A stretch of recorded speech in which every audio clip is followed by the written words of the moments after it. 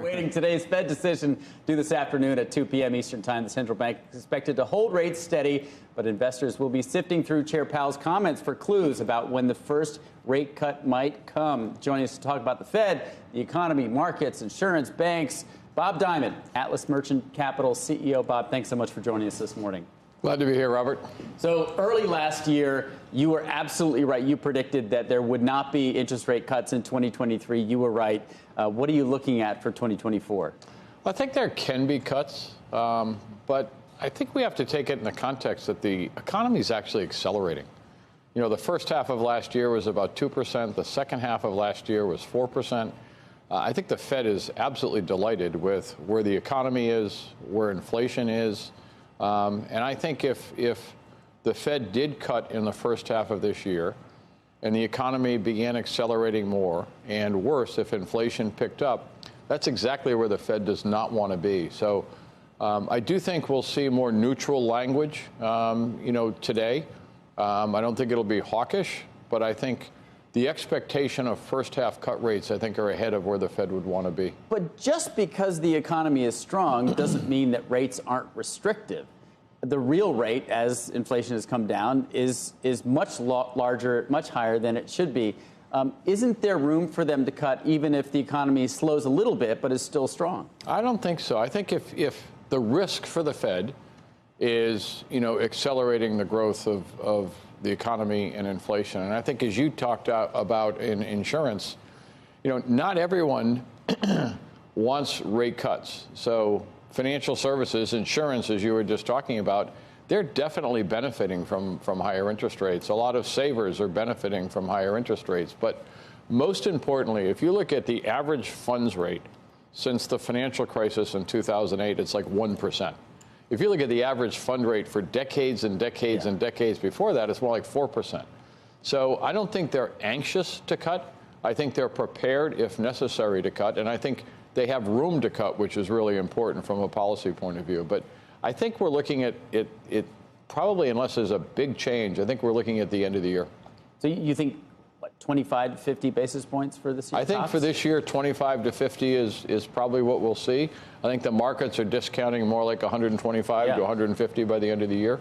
So I think the markets are just a bit ahead of themselves. I don't think that's bad news, Robert. I think it's because the economy is doing pretty well, and particularly relative to China. We have stronger growth in China relative to Europe. I think the ECB may be cutting in April. So that's a different situation. They're facing a weakening economy and somewhat high rates relative to where they've been. So I think we could see, using monetary policy and easing in April in Europe. But I don't see it in the U.S. I mean, the Fed, for better or worse, they have their models and they have their stated framework. And their models say the neutral rate for Fed funds is under 3, well under 3 probably. They're at 5 3/8 right now. We have an economy where their PCE inflation number is reaching 3 to the downside. So in other words, if you started from 0 and say, what's the appropriate Fed funds rate for this environment we have right in front of us, they wouldn't probably say 5 3/8. So therefore, I wonder if that's why the market's kind of happy about the idea that these rate cuts would be trimming and they'd be 1995 style. Hey, we're just going to tweak around the edges just so we're not overshooting on the upside. Mike, I would keep in mind that one of the reasons we got into this situation is the Fed waited too long to raise rates. And they recognize it, and they talked about it. It wasn't transitory. So, inflation was up to 9%, and it looked like it was raging and can go to double digits. And the Fed has played a blinder. And I think right now they're very pleased with. And I think the rest of the world looks at the U.S. and sees this soft landing of 3 to 4% economic growth, inflation trending toward 2%. It's great. Why get ahead of it? And so I think providing supportive monetary policy right now has a larger risk of accelerating growth and accelerating inflation. And I think they want to keep their powder dry, and they're going to have supportive monetary policy when it's necessary. And there are industries that like the rates being this high. Exactly. I just mentioned Chubb. We saw it with travelers that had phenomenal return on equity when they reported earnings. So it's not bad for everybody, even because the market wants them to be lower. How long do you think we can just glide in the sweet spot? Well, that's the big question. And I think the Fed will have neutral language. I think they're going to be very data dependent. But to your point, in terms of the economy, there are whole sectors of the economy that benefit from higher interest rates.